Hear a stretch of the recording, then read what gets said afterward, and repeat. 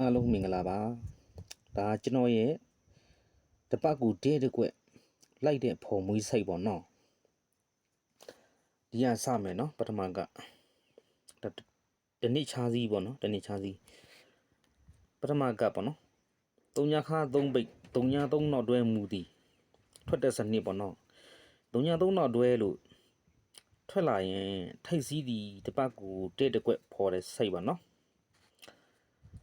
3ည3နောက်တွဲဒါဆိုဒီနှလုံးက3ပေါ့ဒီနှလုံး3ဖြစ်လို့ကျွန်တော်တို့ထိတ်စည်းရလဲပဲတစ်ပိတ်နဲ့9ထိတ်နဲ့3ထိတ်ထဲမှာ3လို့ပုံတည်ပြန်ဖြစ်တာပါနော်3ည3အတွဲကိုနောက်ပေါင်း3မှုနော်ဒီတစ်ပိတ်ရဲ့9ထိတ်ရဲ့3ထိတ်ဝင်မှာ3လို့ပြန်ဖြစ်တာပါနော်ပထမက3 3ည3အထွက်မဲ့အချိန်မှာတခါလဲရှင်းတော့မှကျွန်တော်နော်ဒီမှာပထမကစားထွက်တဲ့အကြောင်းရင်းကဒီရဲ့သူ့ရဲ့ဒီပေါ်ဇောင်းမှာရှင်းလုံးပေါင်းချင်း4ပါအဲ့ဒီရှေးပေါင်း400ဒီမှာနောက်ပေါင်း4လို့ကဲတူလိုက်တယ်နော်ရှေးပေါင်း400နောက်ပေါင်း4လို့တူလိုက်တဲ့ဒီအောက်ဆောင်လေးမှာ3ည3တွဲထွက်တယ်နော်3ည3နောက်တွဲထွက်ရင်ဒီ3လုံးဟာ3ဖြစ်ချင်းနဲ့3လိတ်ထည့်လိုက်တယ်3 3ည3ပထမကမှာနော်ဒါဆိုရင်ကျွန်တော်တို့တူရဲ့တခါဒီတစ်နှစ်ကျော်မှာပေါ့နော်3ည3နောက်တွဲ3ည3နောက်တွဲရမူသည်ပေါ့နော်အဲ့လိုထွက်လာရင်ကျွန်တော်တို့ဒီမှာ3နောက်ပိတ်နဲ့3ထိတ်နဲ့6လို့ရှိတယ်3ဖြစ်ရင်ဒီမှာခွန်ထိတ်ထဲမှာခွန်3 3ဆိုတာ3လို့ပုံတည်ဖြစ်တာဒီနှလုံး3ကြောင့်3ည3နောက်တွဲเนาะပထမကတ်လို့ပုံရိုက်တယ်เนาะထွက်မဲ့အချိန်ကလည်းပဲကျွန်တော်တို့ဒီမှာအရှိနှလုံးပေါင်းချင်းနှစ်ခွန်ကရှေ့ပေါင်းနှစ်ရှေ့ပေါင်းချင်းနှစ်ကိုနောက်ပေါင်းချင်းနှစ်လို့နောက်ပေါင်းเนาะရှေ့ပေါင်းနောက်ပေါင်းလို့လမ်းရိုက်လိုက်တယ်ပေါ့ရှေ့ပေါင်းနောက်ပေါင်းအဲ့လိုရိုက်ထားတဲ့အောက်လေးမှာထွက်တယ်เนาะပထမကတ်လို့ပဲအကျဉ်းကြီးเนาะဟုတ်ဒါဆိုတတိယကပေါ့နော်သူ့ရဲ့ဒီတစ်နှစ်ကျော်မှာဆိုတော့အဲ့မှာ3ည3နောက်တွဲနော်3ည3နောက်တွဲကိုကျွန်တော်တို့ဒီ3နောက်ပိတ်ရဲ9ထိတ်ရဲ8လို့ရှိတယ်ဗျနော်8ရှိတယ်ဒီနှလုံးက3ဖြစ်ရန်ဒီမှာ9ထိတ်ထဲမှာ9 9 3ဆိုတာ3လို့ပုံတည်ဖြစ်တယ်ဒီနှလုံးပေါင်း3 3ည3တွဲကိုနော်ထွက်မဲ့အကျဉ်းကြီးရလဲနော်ပထမကဒုတိယကလို့ပဲ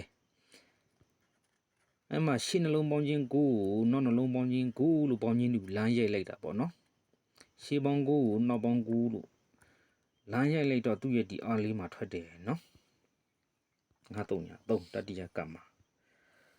အခုဒါသရုပ်ထကပေါ့နော်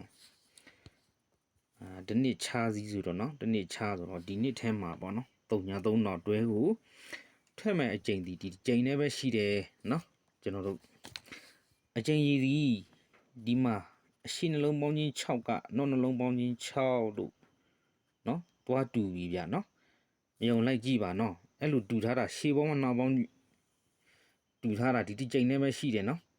ဒီနေ့လေး6နဲ့3နဲ့4မှာနော်ရှေးပေါင်း6ကနောက်ပေါင်း6ဟောမှာတည်းမရှိတော့ဘူးနော်ဒါဆို3ည3နောက်တွဲဒီကျိန်ပဲထည့်လိုက်ပြီကျွန်တော်တို့နော်3ည3နောက်တွဲထည့်လိုက်ပြီဆိုရင်ဒီ9နောက်ပိတ်နဲ့2နောက်ပိတ်နဲ့ခွန်းလို့ရှိတယ်ဗျာနော်3ပုံတည်ဖြစ်ရန်6ထိတ်ထဲမှာ9နှစ်6မှာ3လုံးမောင်းည3လို့ပုံတည်ဖြစ်တာ3ည3အတွဲကြမယ်ချိန်ဒီနှလုံး3ကြောင့်ဒီ3လုံးပြန်3ထဲထိတ်စီးကိုဖော်တယ်နော်6 3ည3တဲ့ပါ14ကြိမ်ပါနော်14ကြိမ်ပါနော်ဒီကြိမ်လည်းပဲရှိတယ်ဒီရဲ့တပတ်တစ်ကွက်နော်ဒါဖော်မွေးတဲ့ site ကနော်3ကတ်ပြီးထားရင်ဒါ4ကစီလိမ့်ပေါ့နော်ဒီနေ့ချလိမ့်ပေါ့ကျွန်တော်နော်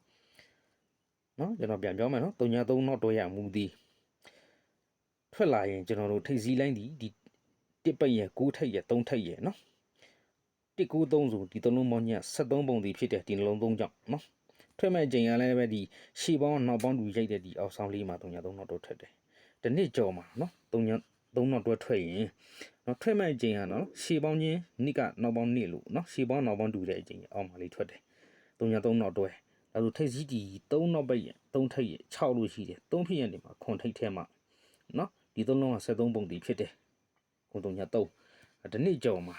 3ည3နောက်တွဲထွက်မဲ့ချိန်ကဒီချိန်ပေါ့နော် ရှေးပေါင်းကိုနောက်ပေါင်းကိုလို့နော်ရှေးပေါင်းကိုကနောက်ပေါင်းကိုလို့ရှေးပေါင်းကနောက်ပေါင်းတူသွားတာပေါ့နော်သူရဲ့အောက်လေးမှာ3ည3နောက်တွဲထွက်ရင်မှာ3ပိတ်နဲ့5ပိတ်5ထိပ်နဲ့8လို့ရှိတဲ့ဒီနှလုံးပေါ့နော်73ပြန်တာ5ထိပ်ဝင်မှဟုတ်လား953မှ73လို့ပုံတည်ဖြစ်တဲ့ဒီနှလုံး3ကြောင်နော်9 3ည3တတိယကမှာဟုတ်ပြီတနေ့ချမှာတော့ဒီနေ့ထဲပေါ့နော်3ည3နောက်တော့ထွက်မဲ့ချိန်ဟာဒီချိန်တည်းပဲရှိတယ်နော်မှာရှေးပေါင်း6ကနောက်ပေါင်း6လို့ဒီမှာနော်ရှေးပေါင်းနောက်ပေါင်း2ကဒီချိန်နဲ့ရှိတယ်မနစ်ကရိတ်တာကြည့်ပဲနော်ဒါဆိုဒီရဲ့ချိန်3နောက်တွဲဒါဆိုတော့ဒီမှာ9နောက်ပိတ်နဲ့နှစ်ထိပ်ညနှလုံးမညခွန်ရှိနေပြီဗျာနော်73ပြန်တော့6ထိပ်ဝယ်မှာနော်6ထိပ်ထဲမှာ73ပုံဒီဖြစ်တာ3ပုံဒီဖြစ်တဲ့ဒီ3ကြောင်နော်ဒါကြောင့်6 3ည3တဲ့ကလည်းကနန်းကောင်းတစ်ကွက်ပါ14ချိန်ပါနော်ဒါဖော်မွေးဆိုင်ပေါ့နော်ဒီချိန်နဲ့ကြည့်မယ်ဆိုဒီချိန်နဲ့ပဲနော်ဟုတ်ကဲ့ဒီရဲ့ဖရိတ်မှာနောက်ထပ်ကျွန်တော်ဖော်မွေးဆိုင်လေးတစ်ခုထပ်ပြအောင်မယ်နော်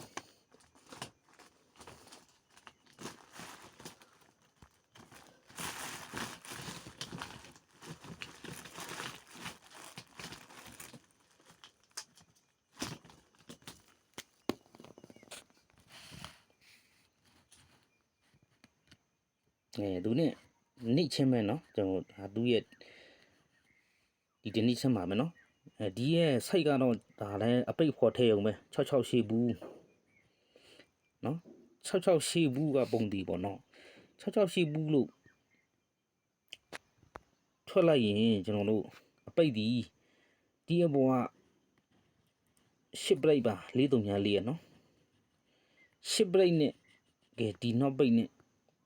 9လို့ပုံတီဖြစ်တာပါလားနော်66ရှိဘူးကိုပရိတ်8နဲ့1နောက်ပိတ်နဲ့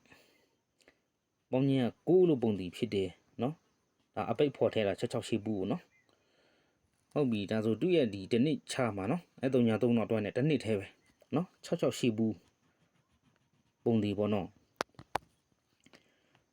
ထွက်လာပြီဆိုသူ့ရဲ့အပေါ်မှာခွန်3ည3ဆို3ညပရိတ်ပါနော်ဒီ3ညပရိတ်နဲ့9နောက်ပိတ်ထဲမှာ3ညပရိတ်နဲ့9နောက်ပိတ်နဲ့မှာ9လို့ပုံတီဖြစ်တာပါနော်66ရှိဘူးကြတဲ့အချိန်အပိတ်ဖော်ထဲတာနော်ဘောပရိတ်နဲ့အပိတ်နဲ့9ပုံတီဖြစ်တယ်နော်ပထမကမှလည်း66ရှိဘူးထွက်ပြီးဆိုရင်ပရိတ်8နဲ့1နောက်ပိတ်နဲ့မှာ9လို့ပုံတီဖြစ်တာလေနော်66တက်ဒုတိယကမှနောက်တစ်နှစ်ကျော်မှာ66ရှိဘူးထွက်ရင်သူ့ဘောပရိတ်3ညနဲ့9နောက်ပိတ်ဝင်မှာနော်ပရိတ်နဲ့အပိတ်နဲ့ပေါင်း9လို့ပုံတီဖြစ်တယ်66ရှိဘူးထွက်တဲ့အချိန်ပိတ်66 9ဒါဆိုတစ်နှစ်ကျော်မှာပေါ့နော်အဲ့3ည3နောက်တွဲနဲ့တစ်နှစ်ထဲပဲနော်ကဲဒီရဲ့ဟုတ်မနော်66ရှိဘူးဒီမှာလည်း66ရှိဘူးတယ်မဖြစ်သေးဘူးဒီမှာဖြစ်တာနော်66ရှိဘူးထွက်ရင်သူ့အပေါ်မှာ66နှစ်ကတာ break 4ပါနော်ကဲ break 4နဲ့9နောက်ပိတ်လို့ထဲမှာ9လို့ပုံတီဖြစ်တာပါနော်9ပုံတီဖြစ်ချင်း break နဲ့အပိတ်နဲ့ထဲနော်66ရှိဘူးကြတယ်နော်ဒါ3ည3နောက်တွဲနဲ့တစ်နှစ်ထဲပဲနော်တနေ့ချမှာနော်အခုဒီပွဲမှာ66ရှိဘူးလို့ကျွန်တော်တို့ဥမာဒီမှာထည့်လိုက်မယ်ပေါ့နော်ဒါဒီမှာကနရေးထားလို့ကျွန်တော်ဒီဘေးမှာပဲရေးလိုက်မယ်နော်1 1 4ဆိုတော့66ရှိဘူးလို့နော်ထည့်လိုက်မယ်ခုဒီပွဲမှာပေးမယ်ဆိုရင်ပေါ့နော်ဒီမှာပြီးခဲ့ပွဲက break ခွန်ဆိုတော့သူကဒီအပိတ်နဲ့6ဖြစ်ရမယ်ဆိုတော့နှစ်ထဲမှာဟုတ်လားနှစ်ပိတ်ထဲမှာ6ဖြစ်မှာပါနော်